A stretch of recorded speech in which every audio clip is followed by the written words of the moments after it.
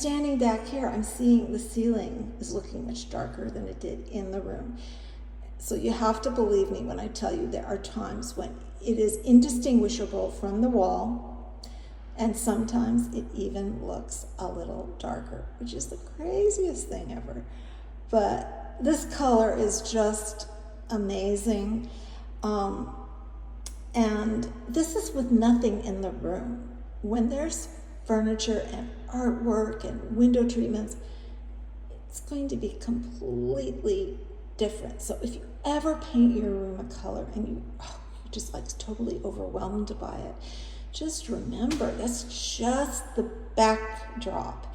That is not what you're going to be left with. So anyway, so I love this little space here. Some of you may also remember that the door was attached on this side. That was also part of the reason it got messed up. The door was attached on this side and opened out into the vestibule. Like, who does that, right? Under any circumstances, it never should have been put on that way. This is the only way it should be put on, not even along the other wall, because if it's partially open, it's going to block the window. So now, for the first time, this is such a major improvement because it brings natural light into this space, which, as you know, this is half of a brownstone, and there are windows in the front, but I only have these 3 windows on this floor. This is all I have. And actually I only have a door and 1 window downstairs. That's it. But of course, the windows I have are magnificent. Not the view, but the windows themselves are, one of the reasons I bought this place. So, the other thing that you may recall, oh my God, and of course I wished I had done it sooner, but we changed the wainscoting in here. Now here's something very interesting. This piece down here at the bottom is original. That's the original baseboard. And then it has a little thing that goes up like this. That is why we did this style, because there was just no other way to cap it off that made sense. I shouldn't say that, absolutely. We could have, but we had this. It was really easy, and I actually really liked the tailored look of it. Especially, I love it, the fireplace. The fireplace, let me get the tray out of the way. The fireplace is one of the areas, this is one of Chris's experiments here, that was the wrong wood. Not his fault, it's very confusing. Very, very confusing. But the fireplace that I really spent way too much on, actually what I spent too much on was not the fireplace itself, but getting it here was almost as much as the fireplace. And then the surround. But the surround is absolutely magnificent. I just look at it and I just can't even imagine anything else. Even though, and I love those Victorian concave iron things. I love those. I didn't want to spend, like $3,000 getting it shipped over here. I mean, come on. Maybe it wouldn't have been that much, but so I spent way too much on this, but I absolutely love how it turned out. I love the piece on the hearth. It looks old. It looks like it goes with the fireplace. Let me hold the camera straight here. It's really wonderful. Now, the wainscoting, this is really funny, because it used to come up right to here, which is where we came up with that height. We kept this little piece of original wainscoting here, just because I kind of like that. And it's in the middle, and then there's a settee here, which really comes up to about here, so you really don't see it anyway. But I just really love it. Some of you objected to having chair rail behind the staircase. Well, you really have to, because the wall would be awfully naked without it, and so forth. I can't wait for the sconces to be in. I do think maybe they should have been a little closer to the door, but they were already moved once. So this is where they are. The piece of art, that is another topic. I think I am going to keep the screen downstairs. It looks really nice. And to tell you the truth, the piece of art that I really love is the one from the Otis house. And I love the topic of it, which I don't know if it's mythical or what, but it's about, I don't know, a crusader who accidentally killed the love of his life. And when he took her helmet off, he realized what he had done, and she wasn't dead yet, she was dying. And then she professed her love for him. What a tragedy. And then she died. How horrible. But he's holding her hand, and it's just, the moral of the story is just be careful who you're killing. Jeez. I guess. But aside from that, I love the colors in it. It just makes me so happy. And I've looked at lots of other pieces of art. Zuccarelli, I like some of his pieces very much, and there are a few others, but I love that piece of art. So here's the thing. How am I going to reproduce it? That is, I'm really kind of going on, but I think this is important because I think other people can do it too. So what I need is I need a high-res image. Okay, now I have a pretty high-res image, but when I took it, I didn't take it straight on, and I think I can. So what I think I need to do is I need to book another tour at the Otis house. I mean, I don't know if you can, I don't think you can just walk in and take photos, but just go on the tour. It's fun anyway. It's probably like an hour. I can always leave. Well, I probably wouldn't do that, but it depends how many people. If it's only like 2 or 3 people, no, I'm not going to leave. But anyway, I can take pictures, and I will take lots of pictures straight on. I will put my camera settings on as high res as possible, and then I can also, once I have the photo, I can edit it, and I can edit it to be super high res, to have more pixels. It just does a multiplication of the pixels that are there. That's how I think it works. And then I can send it to a place that can print it on canvas, okay? And then I can have it stretched on a lightweight, like the Melchior de Hondecotter Chinese reproduction I have. And then, if there's some areas that needs a little enhancing, I could do that. I could put a varnish over it to give it that oil painting look, and then hang it up, and I think it would be amazing.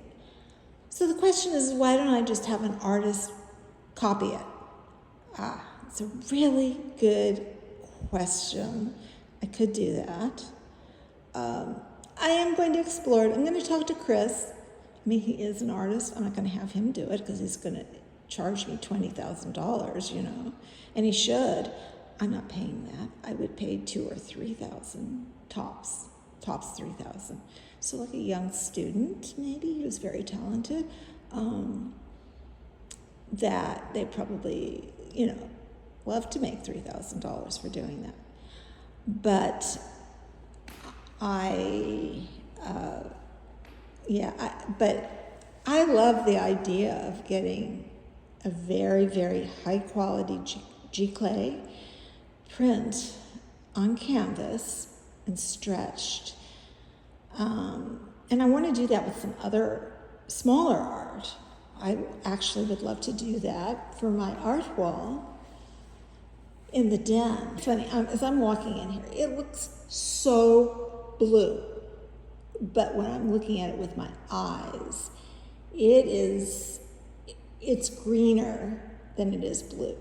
Like I've said probably ad nauseum, the camera has a lot of difficulty with teal. Like my lamp down here, that is turquoise, as turquoise as can be. And before, when I was looking at it, it looked much bluer. So they've come a long way, the cameras. I mean, they really have. And now you might ask, if I take a photo of the artwork, I'm using my cell phone. Ideally, no, I should be using a camera that's actually made for that. But you know what? I've gotten really good results with my cell phone. You can get a really good digital image.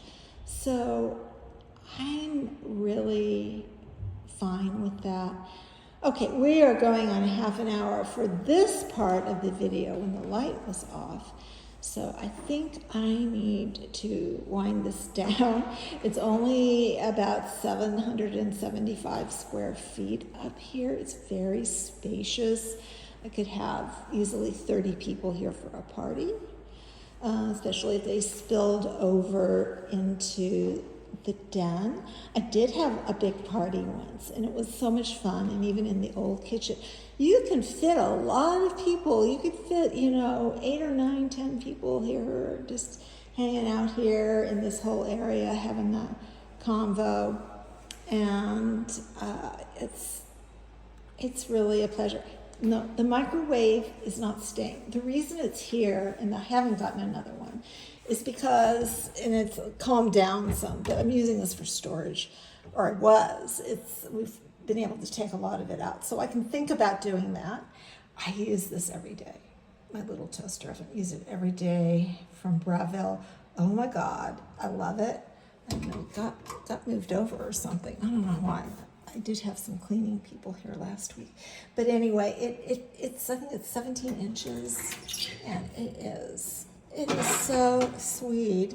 It's a little convection toaster oven. I will say it does take, I like toast. It's really well done, so it takes a while. But it does brown it quite evenly, and it's really great. I'm just really, really pleased when I stand here and I look out. I just love my home. It is really, really fantastic. The only thing I don't love is how long it took to get it to this place. Now, I just am going to close and say the reason with the floor that I'm nervous about it is because we have to do an oil-based poly. Shh. Okay, the stinky stuff. I have had texts and conversations with Chris about how we're going to do this and not PO my neighbors. Because some of them will be very PO'd. And they don't get it, but I can't have that flat, dull finish on this historic home. It really is, it just feels wrong, even though back then, but they did use varnish and they waxed, the butler, the maid, whoever, was down on their hands and knees waxing and buffing this floor. Are you kidding? Although the Victorians in the mid-1800s up until the late 1880s, they covered these floors up with wall-to-wall carpeting. I know, who knew? They did. They weren't really that into it. Maybe, kept things warmer. It's Boston. That makes sense. They had heavy window treatments that they would close and open as needed to either block out heat or cold. So, but anyway, It was in the late 1800s that they started doing all the gorgeous inlays and everything. That is not the case in my building. Okay, my architect, Samuel Dudley Kelly, was known for this kind of eccentric kind of casing where you have this kind of weird rosette at the top with the little cross thing, and then you have the fluting. That's normal. And then you have this big plinth block rosette, which is quite beautiful. But he just keeps going, because then he changes the size of the fluting, which is also kind of normal. What's really weird is this thing at the bottom. I think, the original owner was probably into rowing, right? Doesn't look like a paddle. So, or something like that. There must be some significance. I just want to point out before I go, one of the things that Chris did, it's not on yet, but he had a guy make the missing little round things, the little donuts that go there. Why they're missing? I don't know. He also, and I've written about this, he replaced 3 or 4 of the rosettes. Let me pinch that in. Here. The one on the corner, that's original. That's how they did it. But the 2 next to it are no. The one next to it is original. The 2 next to that are new. And Chris put those on. And the one in the middle on the side is new. He did a fantastic job, really, of blending that in. And that whole area was a big mess. I had to draw the line. They really did a number on the casings, and it's gorgeous. They did not do a number on the plaster. In order to do that, really, it's impossible. You really have to replace it. But even the cracks up here, they don't bother me. They're there, fine. It's an old house. It kind of gives it some character. And so I didn't want to completely, take all that away. And so that's that. Okay, I will shut up now. And if you have questions, just ask, in the comments, and I'll try to answer them the best I can. Okay, take care. Bye-bye.